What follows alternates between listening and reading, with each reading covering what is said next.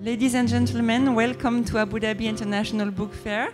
Welcome to the tent for a beautiful event brought to you by British Council in the framework of a UK country focus. The British Council has helped us build a beautiful program of cultural session with authors, poets, writers, novelists.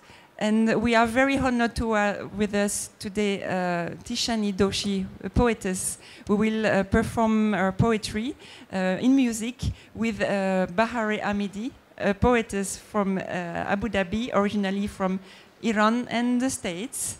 Tishani and Bahareh have prepared a joint recital with Mr. Kalana in the guitar. And I can't wait for it to start. Music and poetry, what a combination. Tishani, Bahareh, thank you very much. Thank you.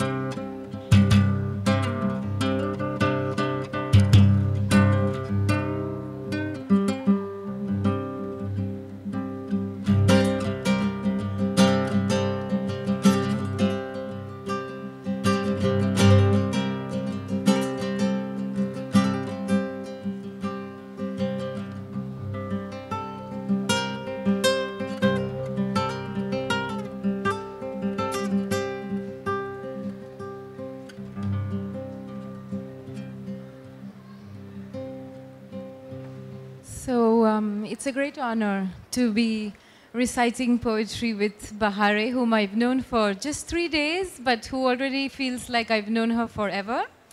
And with Kalana. I'm just going to jump right in. We're going to be reading in alternation with music, and it's a kind of moving, flowing thing. So enjoy. I'll start with a poem about the city that I live in, called Madras, in South India. It's a sort of tribute poem. It's a city of 8 million people. It's a city by the sea. It's a city of many wonderful things. But it's also a city where there's a lot of noise. And I feel that whenever I go back, I hear everything very, very loudly. Colors and sounds, and everything gets amplified. So this is a poem I wrote on return. But it was also written shortly after the tsunami, when suddenly all that noise hushed and went to quiet. So this is Homecoming. I forgot how Madras loves noise, loves neighbors and pregnant women and gods and babies, and Brahmins who rise like fire hymns to sear the air with habitual earthquakes. How funeral processions clatter down streets with drums and rose petals dancing death into deafness. How vendors and cats make noises of love on bedroom walls and alleyways of night, operatic and dark. How cars in reverse sing jingle bells, and scooters have larynxes of lorries. How even color can never be quiet. How fisherwomen in screaming red with skirts and incandescent third eyes and bangles like rasping planets, and Tamil women on their morning walks in saris and jasmine and trainers can shred the day and all its skinny silences. I forgot how a man lying under the body of a tattered boat could ask for promises, how they could be as soundless as the sea on a wounded day, altering the ground of the earth, as simply as the sun filtering through the monsoon rain, dividing everything.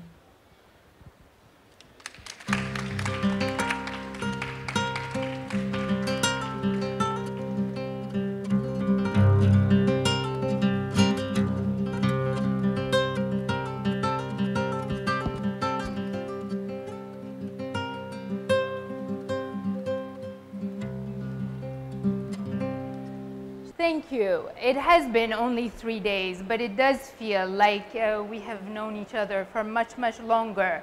And from the writings and the readings, I'm learning that we've been in so many places together, like everybody else that's here today.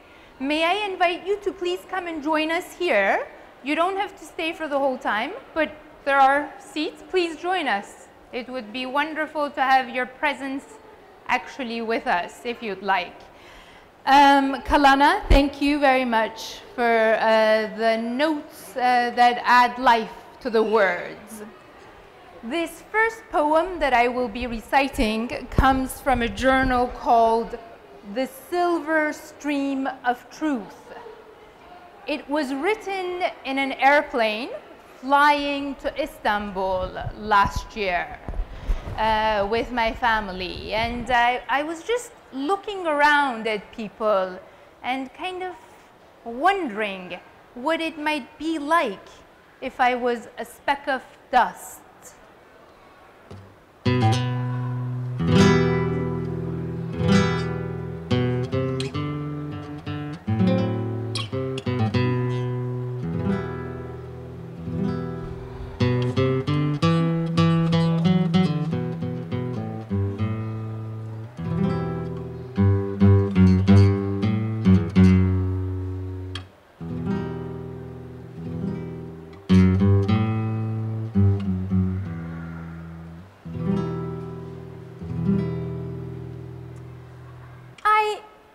Imagine the Milky Way in a starless night.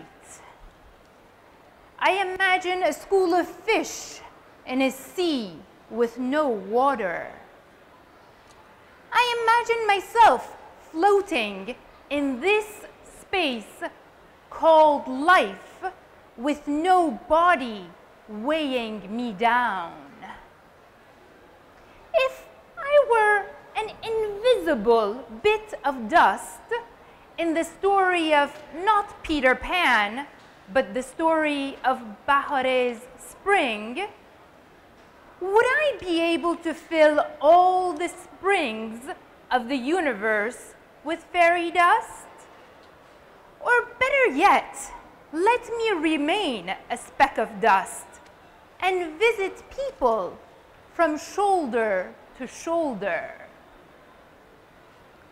I would spend some time in the dark minds where people are trying to find themselves.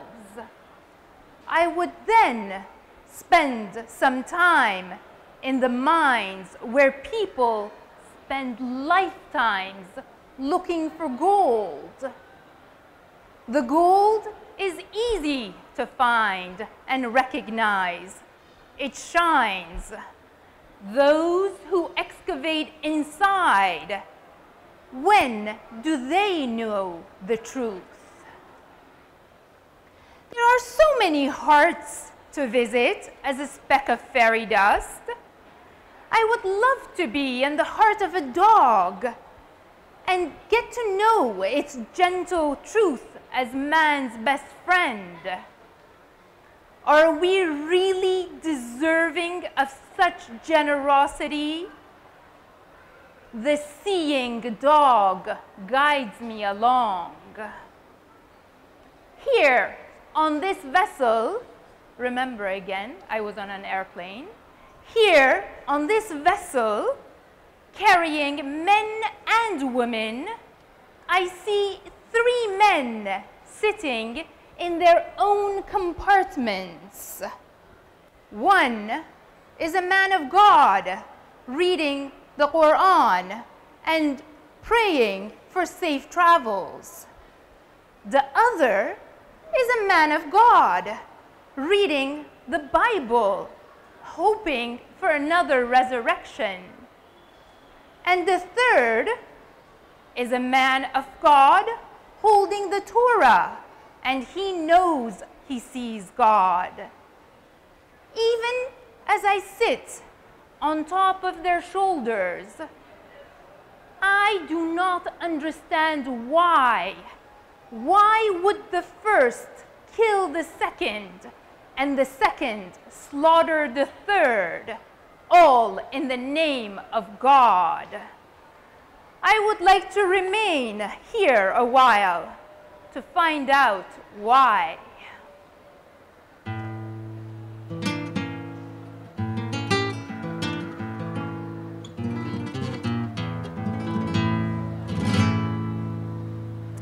I spent some time in an orphanage. There are 5 boys and 5 girls. A man they call uncle who pays for their care. The woman they call house mother. She's blood related to one of the girls. The one girl has a mother, but the rest have never felt the touch of theirs. They sleep at night dreaming and wondering what it could be like. I can never know, but for now, each night I will hold each one tight.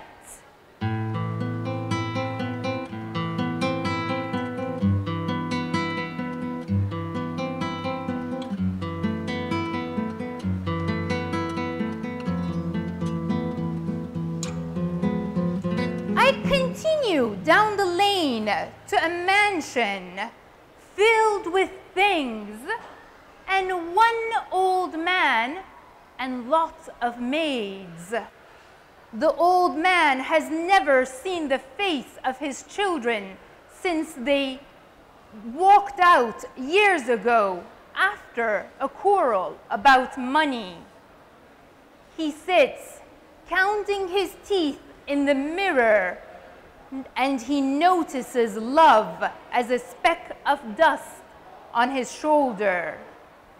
I see a teardrop and I disappear to another place and time. Now that I can perform this magic trick, I want to remain a speck of dust and travel within myself to get to know each twist and curve and see if I might find more of me that I do not know. Please hold my hand and don't let me go. I am not afraid of you letting me go. These days, I do not think I'm afraid at all. It just seems to me that I need your company as I breathe in this feeling and breathe out the question, why? Now that I'm back in the desert, I realize I never have to pretend to be a speck of dust. In reality, I am never anything but a speck of dust. The more I see my smallness, the closer I feel to you.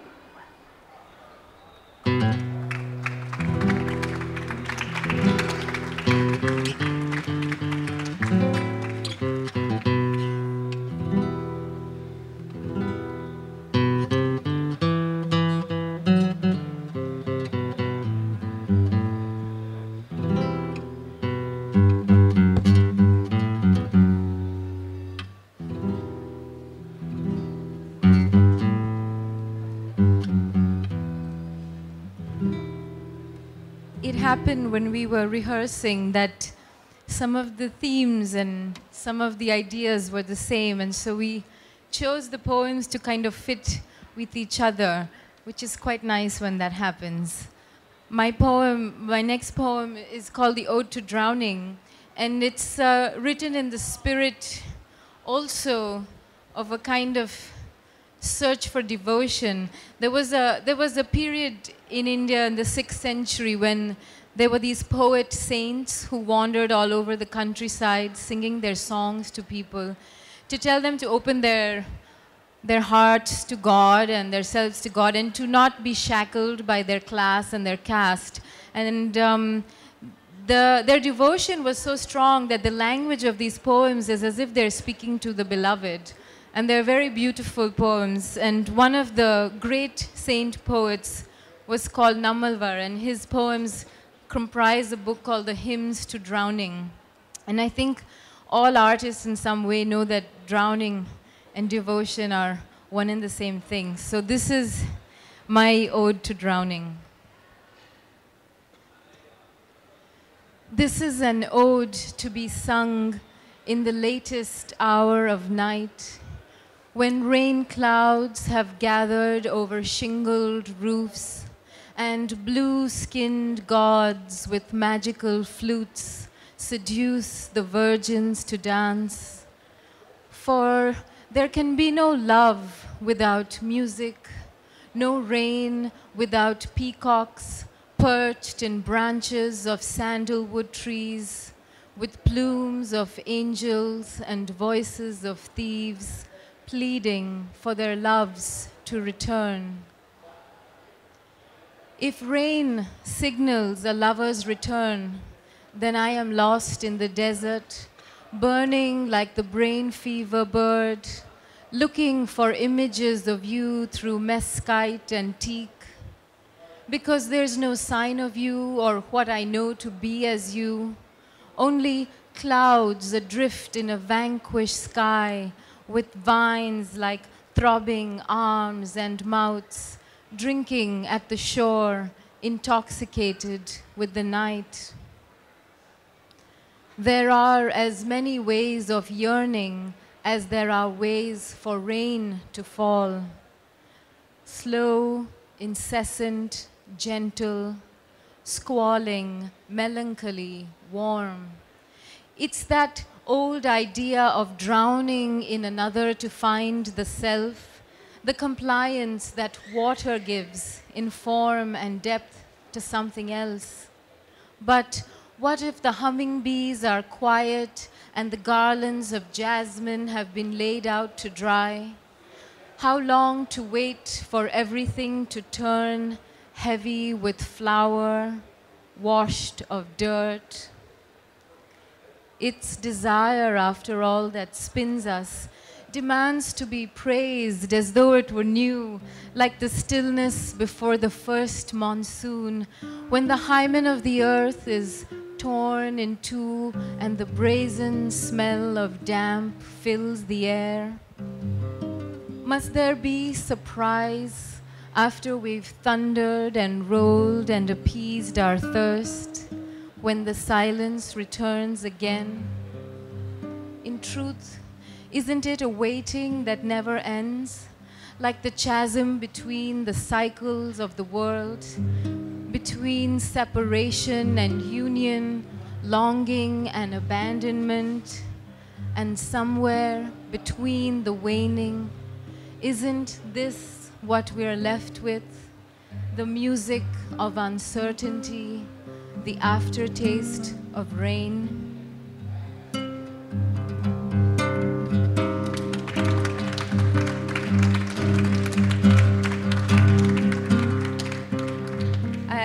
I read a poem a few nights ago to some of you, and I might have to do it again, because after reading the love poem about great bliss and drowning in devotion, I thought I must follow it up with something a little more modern and perhaps a more cynical take on love and how we often let go of things before we've even caught hold of them. So this is Love Poem.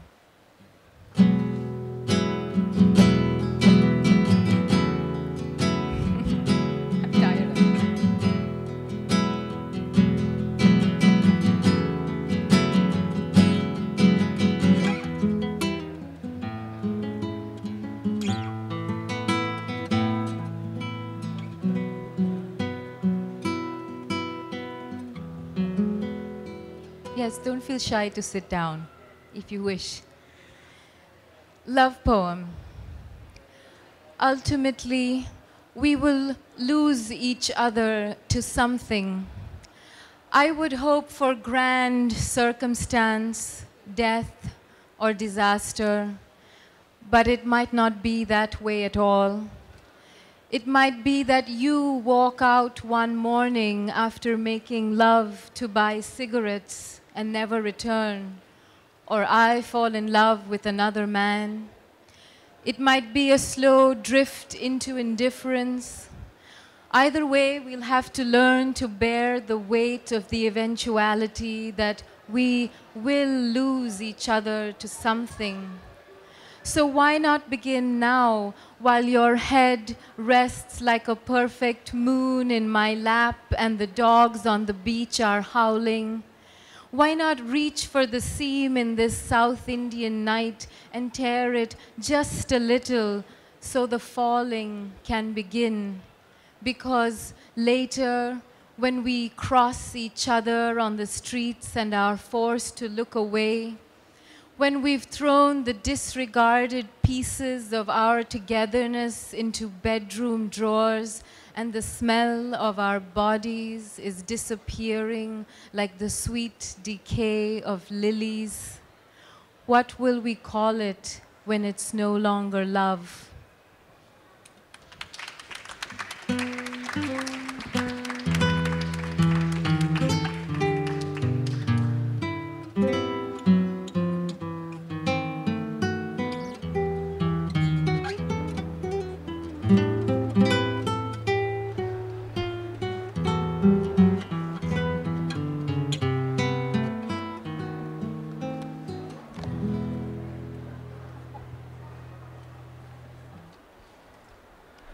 Beautiful. Thank you, Tishani. Thank you. Thank you. After all, I will not do the suk. I'll do 2 short poems. Well, it is spring in some places, although it feels really like summer already here. But those cherry blossoms in Washington have always done something incredible for me. And so this, this poem comes from a journal called The Purple Cherry Blossoms. And it's, well, envisioning different scenes. And at this moment, I was envisioning a very, very large canvas. Now, I want to envision the largest canvas in the world. And 100,000 artists from around the world. Of course, the most profound ones anywhere. If we were to ask them to collaborate together and paint a scene they have seen year after year, what might that be? They all agree to paint one immense cherry blossom tree. I stand aside and watch them all with thousands of paintbrushes and millions of colors.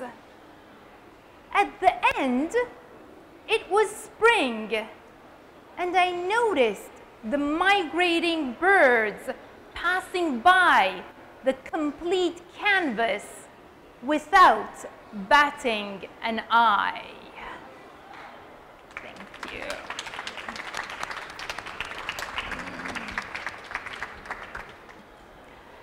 If you've known me even for a day, you've heard this poem about 5 times, but you're going to have to keep on hearing. It's one of those stories.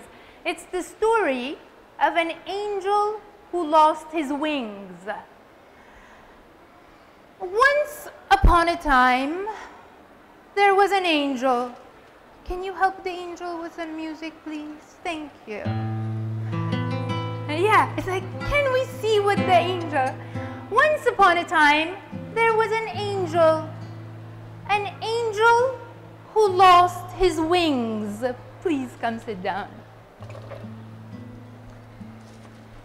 An angel who lost his wings. He was walking through life, wondering what fault had made his wings disappear. He saw the birds flying in the sky and the bees buzzing around. he saw a rock by the river. And he sat and sat and sat.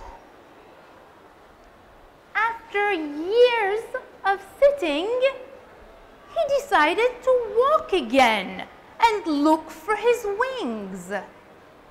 That is when he started to fly, wingless, with heart.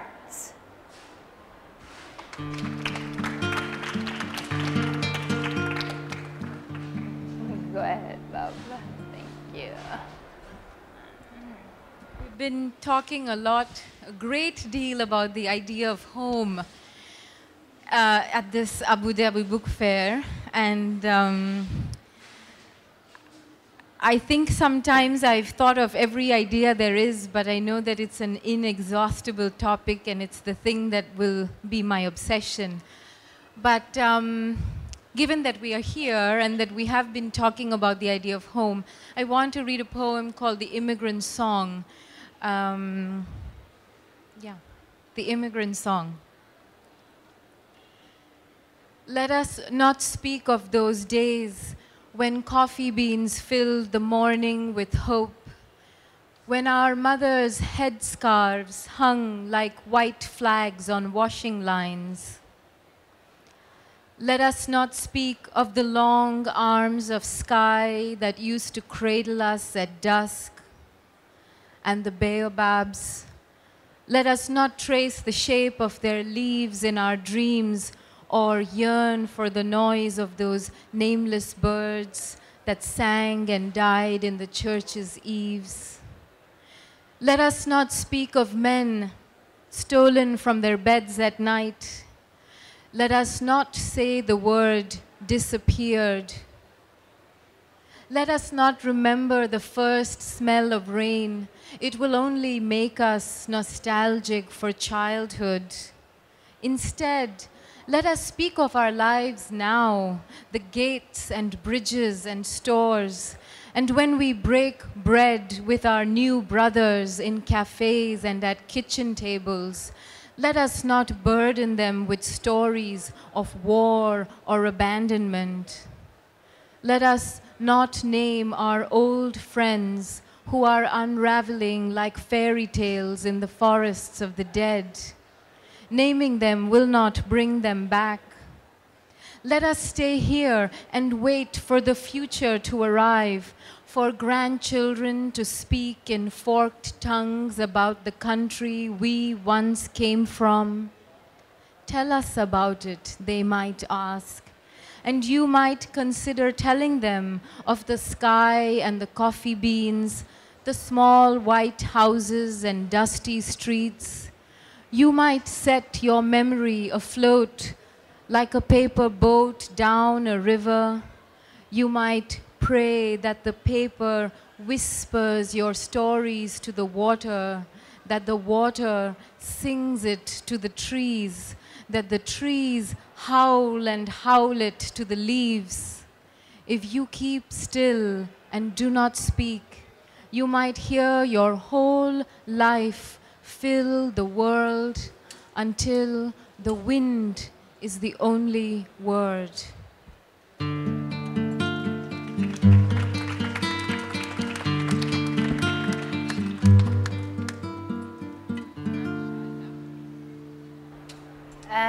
Speaking of home, I think you've by now noticed I didn't read a poem and I'm reading a different one, but we're playing along, it's fine. Speaking of home, I must read a poem in Farsi and not translate it for you, and I'm sure those Iranians in the crowd will definitely get a sense of it, and the other ones of you, we will see what you take with it, from it. This is called Vuzuye Dilat Ra Begir. Vuzu, like voodoo. Oh, I am translating, I guess. I'll just translate the title. Do the voodoo of your soul.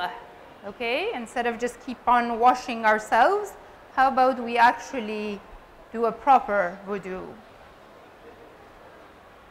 با صدای اذان بیدار شدم،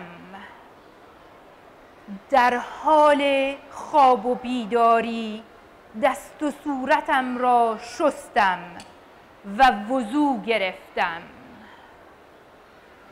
در حال بیدار و خوابی چیزی خواندم به نام نماز.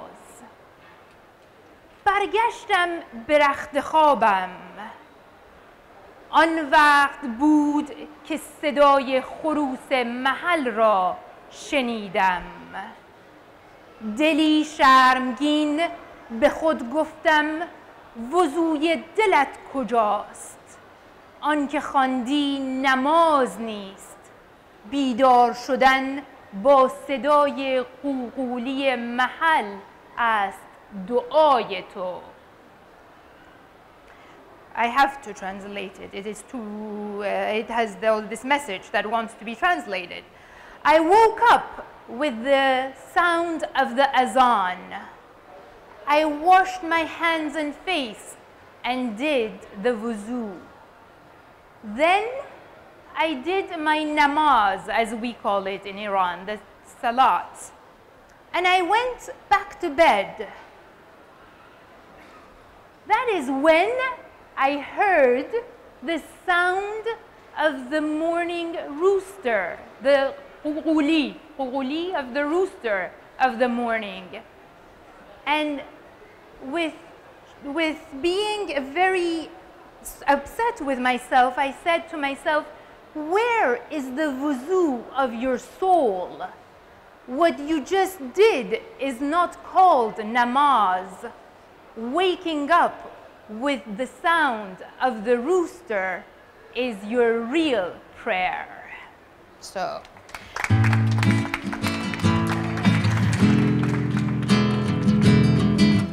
Poetry from home.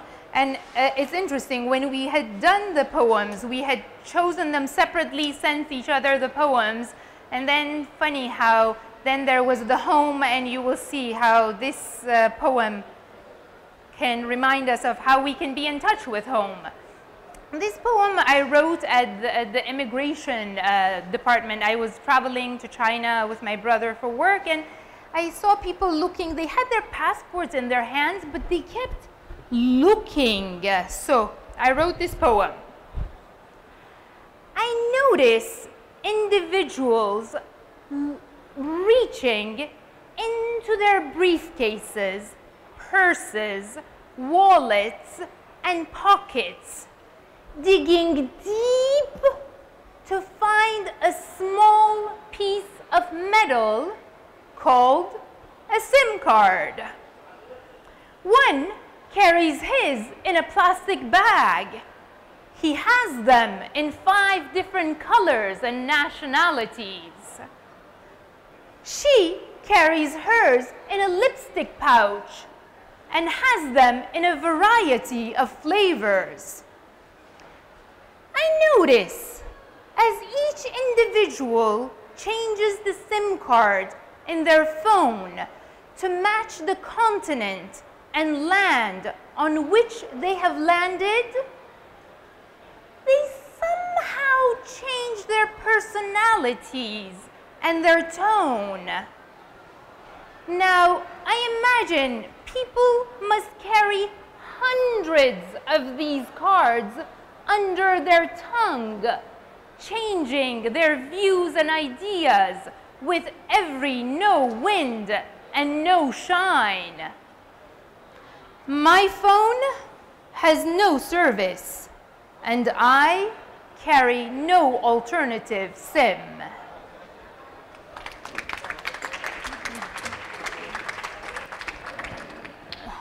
Go for it.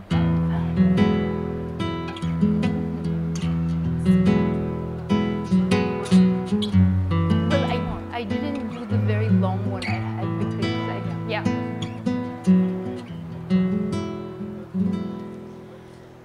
Some years ago, I was invited by the Tate Museum in England to go into their collection and respond to a piece of art. And it's a very interesting procedure for an artist to respond to something in a different way.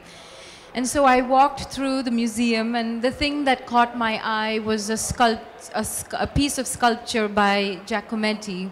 And I don't know how many of you know his work, but they're very long, elongated, skinny things. And there was, the piece was called The Walking Woman. And she was, she had no head and she had no arms, but it was just her body, and she was in this position walking, and somehow seeing that made me feel very sad. And because I think of the images of women, especially what we have in India, the great fertility goddesses of the Harappa civilization, and the generous, you know, bulk of them, and somehow this new Giacometti woman seemed to represent something very modern and true, and I wondered what we have lost and what we have gained. And so this poem is a kind of a conversation happening between the ancestors that we're still connected to and where we're heading to. So this is Ode to a Walking Woman. Sit. You must be tired of walking, of losing yourself this way, a bronzed rib of exhaustion thinned out against the dark. Sit. There are still things to believe in, like civilizations and birthing and love, and ancestors who move like silent tributaries from red-earthed villages, cradling history in their mythical arms. But listen, what if they swell through the gates of your glistening city? Will you walk down to the water's edge, immerse your feet so you can feel them dancing underneath? Mohenjo-daro's brassy girls with bangled wrists and cinnabar lips, turbaned Harappan mothers standing wide on terracotta legs, egg-breasted Artemis, Inanna, Ishtar, Cybele, clutching their bounteous hearts in the unrepentant dark, crying, "Daughter, where have the granaries and great baths disappeared? Won't you resurrect yourself, make love to the sky, reclaim the world?"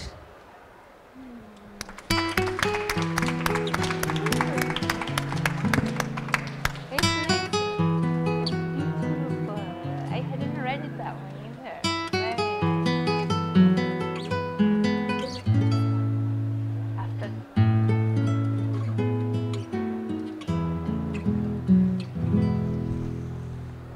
That was beautiful. You and I are both getting surprises. I hadn't heard that in practice. This poem, well, first let me tell you the name of the journal. Or first let me tell you the story. I was at school, my daughter's school. I spent some time there, you know, doing, I don't know, stuff.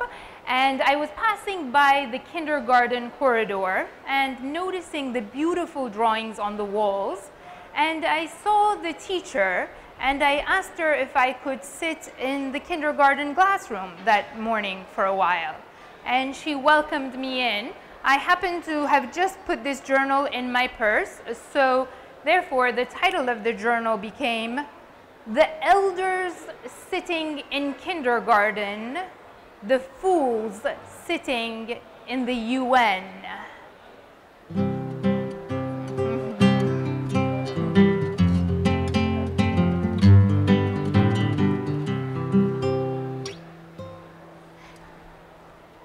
So, where have I been all this time?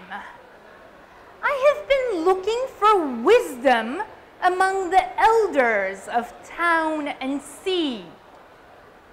Today, as I sit in a room full of respectful and respected souls with bodies around 5 years old, I realize wisdom and kindness comes in all sizes and shapes. The eldest of the group is a teacher over a few decades old. Her patience fills the eyes of every child's soul. She is reading a book called A Fish Called Big Al. But in fact, in reality, she was guiding the children through the seaweed under the sea. She shows the children the tricks of the puffing fish. I now realize what the author of the book, All I Ever Really Needed to Learn, I Learned in Kindergarten, meant. I have never seen so much composure and grace, even in the boardroom 2 levels away. The energy and synergy, the respect and patience welcomes individuality and growth here on Earth.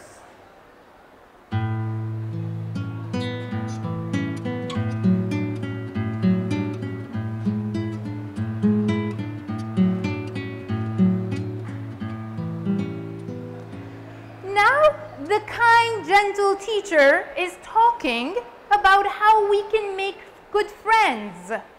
When all the kids get all excited and start talking all at once, each child's voice is somehow heard among the crowd.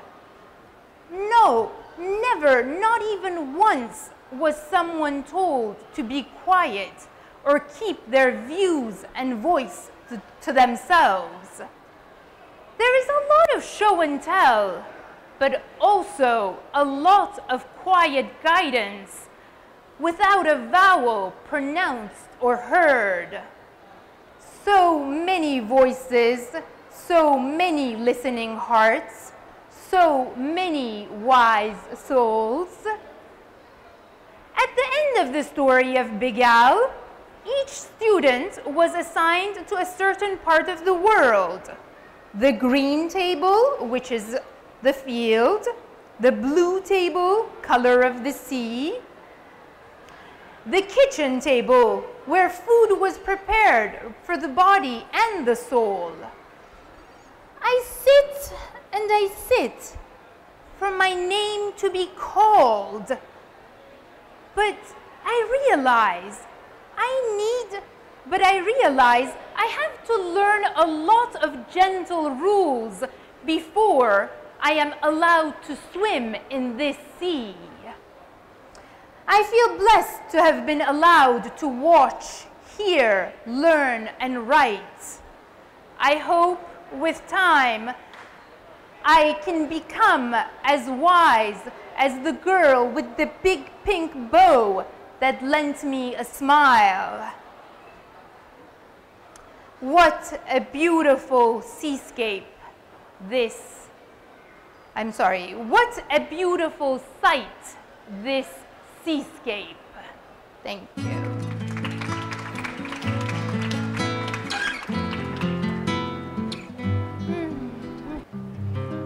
Well, I was going to end on one poem, which is somewhat depressingly called The Art of Losing, but it's really not a depressing thought. I strongly believe that we are taught not to understand pain and that we're taught to suppress it, our losses, that start quite early in life. And I think in some ways, you know, pain and joy are 2 sides of the coin, and without understanding one, you can't understand the other. And so I wrote this poem, I guess, in a way to try and understand my own ideas of loss and losing. The art of losing. All our lives we are taught to let go, as if loss were inevitable and things replaceable. It begins with the death of the childhood pet, the dog who refuses to eat for days, the bird or fish found sideways dead. And you think the hole in the universe caused by the emission of your grief is so deep it will never be rectified. But it's only the start of an endless litany of betrayals. The cruelty of school, your first horrible boyfriend, the neighbor's son going slowly mad. You catch hold of losing and suddenly it's everywhere. The beggars in the street, the ravage of a distant war in your sleep. And when grandfather hobbles up to the commode to relieve himself like a girl without bothering to shut the door, you begin to realize what it means to exist in a world without. People around you grow old and die, and it's explained as a kind of going away to God or rot, or to return as an ant, depending on the spiritual way you were raised. And once again, you're expected to be calm about the fact that you'll never see the dead again, never hear them enter a room or leave it, never them have the touch, the soft parting of your hair. Let it be your parents' advice. It's nothing. Wait till your favorite aunt keels over in a shopping mall, or the only boy you ever loved drives off a cliff to survive but never to walk again. That'll really do you in, make you want to slit your wrists in a metaphorical way, of course, because you're strong and you know that life is about surviving these things. And almost all of it might be bearable if it would just end at this. But one day your parents will sneak into the garden to stand under the stars, to fade like the lawn into a mossy kind of gray, and you must let them. Not just that, you must let them pass into that wilderness and understand that soon you'll be called aside to put away your paper wings, to fall into that same oblivion with nothing, as if it were nothing.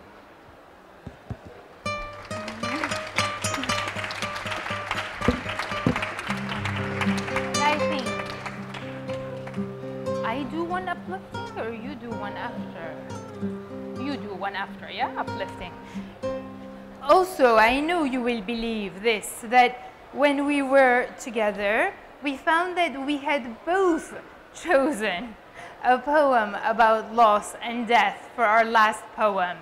And, well, I keep thinking I'll do the one on life, but I think this is very short. I will do this, and then we'll do one last dinky little, as you say, uplifting one.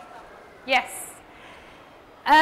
This is, I have written on death from the perspective of the person dying, also from the perspective of the person sitting next to the dying, and also from the perspective of the universe receiving, Mother Earth receiving back, you know. So I won't be reading all of those sections to you. You can read them later if you'd like, but this is just death from the eyes of the person who is dying.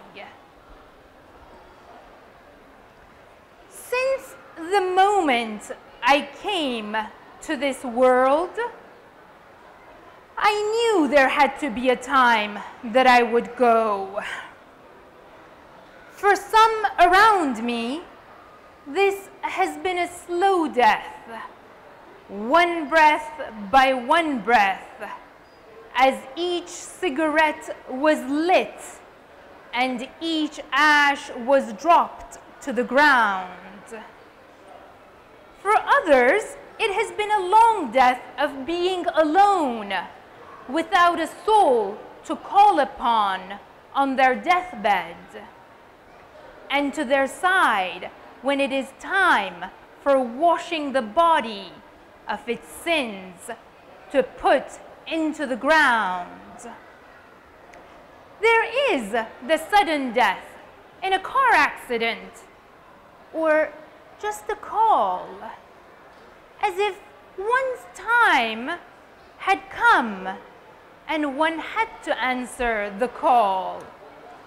A heart attack, a stroke, no goodbyes. This may be hardest for those around, but indeed it is the easiest way out of the cage and into flight. So, as the dying person might think or want to say to those around, please do not hold on to my being, for I am ready for flight. Sit with me, but do not hold me. Hold my hand, but do not try to hold the life that is ready to depart. Just sit with me. Can you just sit with me? Thank you. Go for it. Okay, gonna end with one last little poem. Thank you everyone for coming. This is a poem called Lesson in Stillness, and I think we all look for those moments of calm in our lives, so this is just trying to hold on to it for a little while. Lesson in Stillness. All morning I try to hold it, the desperation of a fly beating against glass, a dog's distant bark, the dull throb of a lorry winding its way up the hills. By afternoon, I think I've mastered it.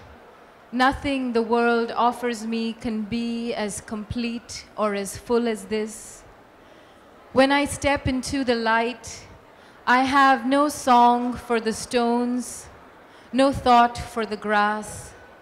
I only want to remember this long road, this steady pulse which feels like love. So when evening feeds itself to night, clearing the way for frost or flood, I'll still be left with this, the bright suffocation of flowers, the weight of the day's hours. Thank you very much.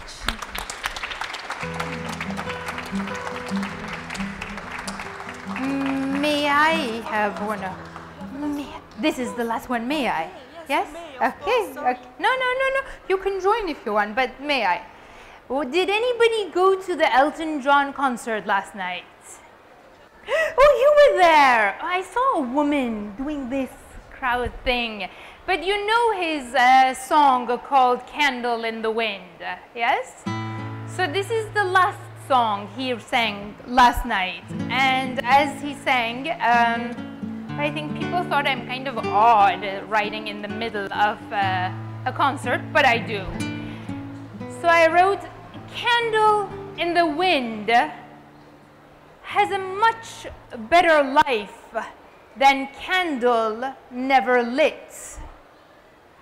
And so I dedicate my life to the candles lit as I remain a butterfly in the cocoon, waiting for flight and for burning with life. Thank you for coming and joining Tishani and I today. Thank you. Thank you. Thank you.